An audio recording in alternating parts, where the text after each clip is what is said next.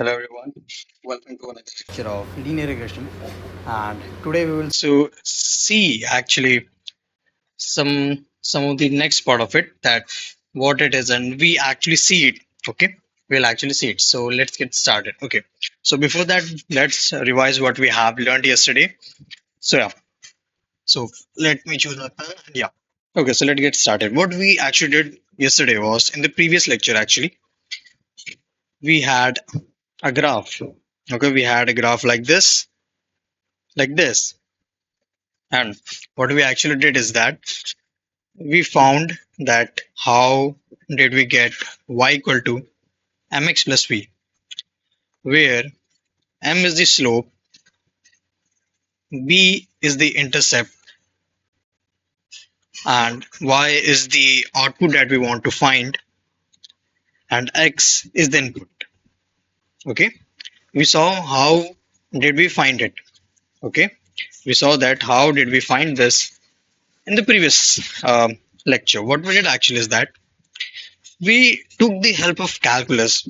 Okay, we took the help of calculus and we made, yeah, this is a straight line. Is it Yeah, this is a straight line. So what we did actually, we used the concept of calculus, and what we did here is that first of all we took the distance of this this axis of the x-axis, and we took the distance of this axis, which is nothing but, you know, y2 minus y1, and this is nothing but x2 minus x1. Okay, and what we did next is we took the rise by overrun ratio, and what was rise? Y2 minus y1, x2 minus x1. Then we got our, the value or ratio of it, which is nothing but some m. Okay, now we did basic mathematics. We, you know, we take this to the right hand side. We did this. Now we actually know that this point, which is the initial point, we know that initial point here, and if we give the initial point, okay, this or this, then we can get our this point. Okay, we can get our this point. So we saw this. Now let's understand some of the things that we use in, that some terminologies that we use in linear regression that we should know. Okay, yeah. So let me quickly make a graph for you all. Where's my pen? This is our y-axis. This is our x-axis. Okay. Now this is, wait, should I name it? No. Okay. Now this is our line. Okay. But first you don't make a line, but for the example purposes, and this is our data. Two. Some are the dots, not dots. Okay. Now this is the predicted line. This is our predicted. This is our prediction that is made by our model. This is the actual data. Actual data. Okay. And if we see closely, okay, if we see closely, then this data point is here. Okay. From the distance from the x-axis and from the y-axis, the distance of it from the y-axis. Wait. Okay. We can say that it's okay. Now, what our model has predicted value of this. Okay. This is not actually the predicted. This is our predicted value, and this is our actual value. Now the model for this point, model has predicted inaccurate value for it. Okay, it predicted inaccurate, not accurately. So this point, actually what we call is, this point is ground truth. Okay, this point is called ground truth, and the error. Okay, the error, because this is actually the prediction also. This is the prediction that made by our model. Okay, this is the prediction that is made by our model. This line, or should I change the color of it? I should change it to, green, no, pink. Okay, yeah. So this is the prediction that has been made by our model for this data point. But this is not actual our point that we wanted, because there is just some distance in it. Okay, and this distance is nothing but what we call residual. Okay, this distance is nothing but what we call residual. Now, this is our the actual point y, and this is our predicted point y hat. Okay, y hat. Suppose that it is y hat. Now, this is our residual. So residual is nothing but the difference between residual is nothing but the difference between our, you know, uh, the predicted value and the approximated value that our model has predicted. Okay, this is the distance between, or the difference between. Okay, now how do we actually take it? How do we actually take it? So what we do here is actually y, our prediction, minus our actual ground truth. Our actual ground truth, that we will see that how far it is from our the approximated value, our approximated value. Okay, now this is what we call residual. Simple, I'm taking it very slow, but we have to understand it. We have to get the point that what I'm actually, saying and trying to make you understand that what is this actually. Okay, and how we got this line, if you know, then from the our formula, it is nothing but our, the function is b. Okay, and this function, okay, this is the function for this graph. Okay, this is how we got it. Now this is our ground truth, this is the residual, this is our predicted value.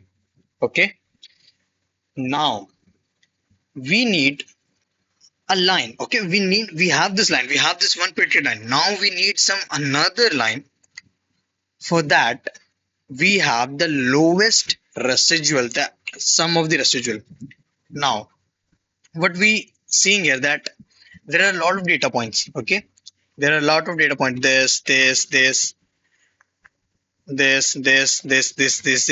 If we see actually, then there are difference from the approximation. There is a difference. Okay, you are seeing it, there is a lot of difference. This is not actual uh this is not actual prediction of it, because if it is actual, then it all points should lie in this line.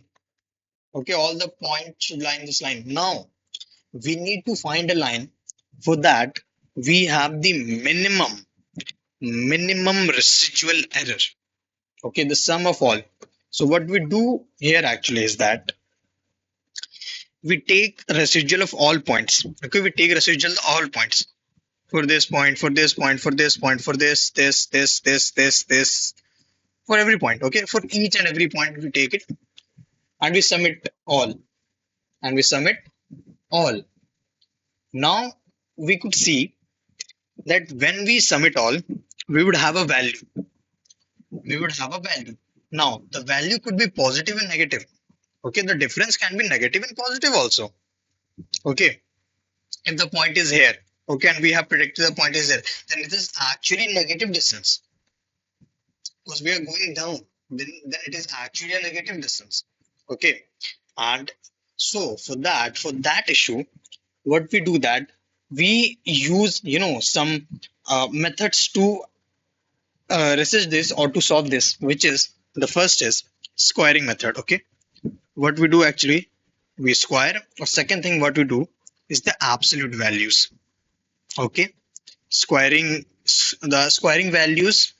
Okay, squaring values and absolute the all values. And the squaring value will do nothing, that if it can be goes, if it came negative. Okay, if the value we got the value negative into negative something, negative p. Okay, it's not actually we take it, but let's suppose it is negative, then we will square it, and we will have actual p. Okay, p square, and then the negative sign will be gone. Okay, it will be finished because we have squared it. Now we have the second method is, absolute absolute value in which we do nothing, that we use our mod, the mod for retaining our this value into a positive value. Okay, it was in negative. Now we use the mod and it got into positive. So we have two method. If our value is negative, then we could remove that sign. For removing that sign, we use squaring the values and second absolute value. We don't use actually absolute value, but it can be used according to this project or the data actually. Okay, and this first one is squaring. We use this a lot. Okay, now as I talked earlier that we want the best line. Okay, now you can, what we can do, that we can sum it all up. Okay, there are a lot of data points. If I want to count it, then there are a lot of data points. Okay, suppose there are n data points. Okay, and for the n data points, what we want to sum all the errors. That what is the error is between them. Okay, residual is what? It is error actually. That the difference between it is actually the error. Now we want that. We want the line. For that line, the error should be minimum, like the minimist, the minimum error. That would be our preference for the model, because that's why we are training our model for the minimum error. Okay, and why minimum error? Because the lower the error, okay, the lower the error, the better our model is. Suppose that if you are in a school and if you get, if you have to score, uh wait, okay, I'm done with this. Okay, you have to score actually 100, and if you get around 95 out of 100, 95 out of 100, okay, then it is a minus 5 marks that you missed. Okay, that is actually a progress for you. Now what you did, you got 96 out of 100 in the second test, 97 out of 100 in third test, and so on, and finally you got 98.5. Okay, and this is your last test. Then we will consider this was your best test, because in which you gave minimum, minimum mistakes. You did minimum mistakes. That's why we picked this test. That this test was the best test for you, and you have, you became the student of the year of your school or whatever you are in. But yeah, that made you to reach a point where you made minimum error. And we have the same approach here, that we want minimum error in this line. Okay, for wanting this line, we want minimum error, and the line could be whatever in it. It could be this, it could be this. Now I can use my drawing skills actually to make a model, but it won't be a appropriate way to train our model or to do things. Okay, now what we will do is that we will check our formula, which is nothing but y/mx plus b, because that is giving our prediction. Because who is predicting these all lines? This boy this boy okay, this boy is predicting all the lines. And if we fix this line, can we get a best line for our model? Yes, we can. If we fix this line, can we get the best model for our? Yes. Now we have to see who is actually responsible for making, the maximum effort in getting the y, which is what? It is M or B?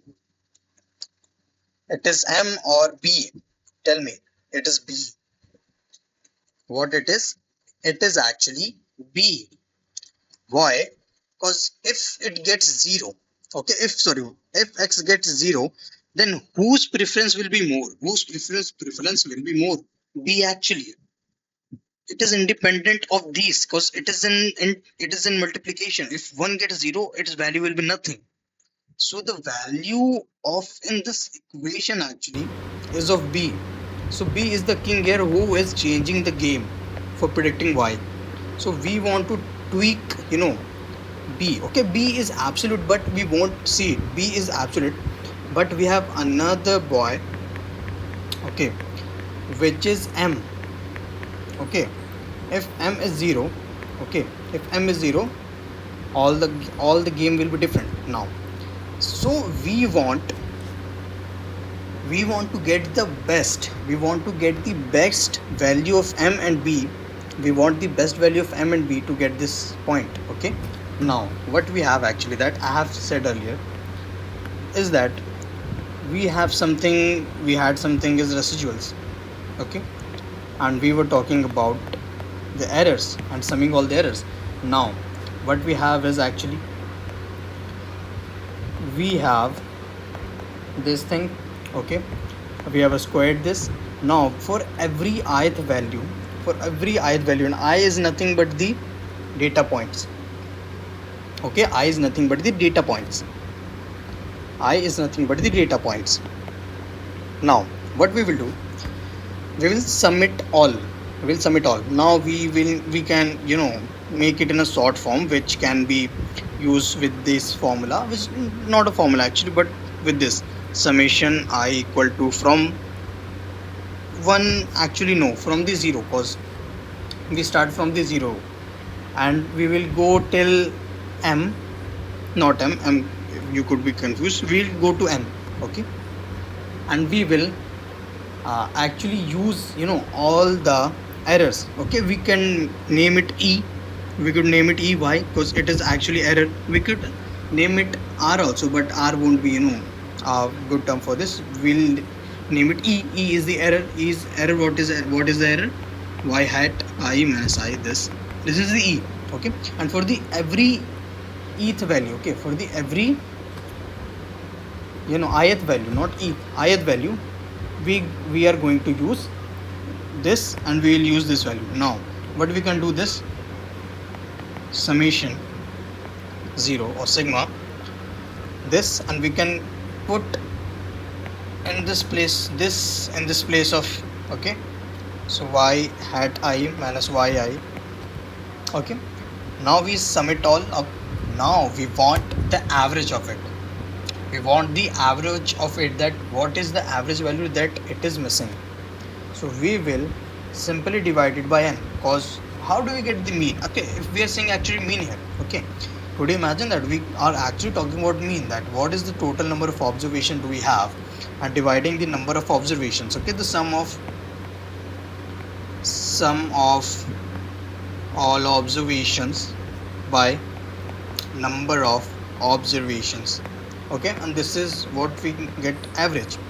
Okay, now we got the average. Okay, and what we call this actually is cost function. What we call actually this is cost function, which is actually used to see that what error are we getting and how can we fix it. And our main goal is to minimizing the cost function. Okay, minimizing the cost function. And how will we do it? We'll see next. We'll see in the next part. Now we have got our cost function, which is nothing but 1 by n sigma I from 0th to n. Okay, yi this. Okay, we have got this, and squaring it simply, because if we want to square it, then we will get some negative term, and which will get cancelled out in the some part, which will be cancelled out, and that we don't want. Okay, and this is what we call cost function. Now our next goal is to minimizing the cost function, because minimizing the cost function will give us the best line that will fit and which will be good for our model and our preference also. Okay, now for this update, now we will update the cost function. We won't change anything, but we will add a 2 here. Why? We'll talk it later, but I want to tell you that for the calculus stuff, okay, for the calculus stuff we will add 2 here, and from the 0 to n yi hat I minus yi square, and this is our final cost function, which is nothing but 2 by n summation 0 from n I, and this is our cost function. And now our goal is to minimize this function, minimizing this function. Okay. Now in the next lecture, we will see actually how will we minimize our cost function to get the best fit line. Okay. For now, everyone, thanks for watching till now. I hope you would have enjoyed, and if you have any doubt, ask me in the comment or join our Discord server. It is actually free, and you will see actually more AI and data science and all those machine learning enthusiasts in our Discord. So click the link given below in the description. It will be in the first or third link. It will be so. Okay, thanks for watching till now. Bye bye.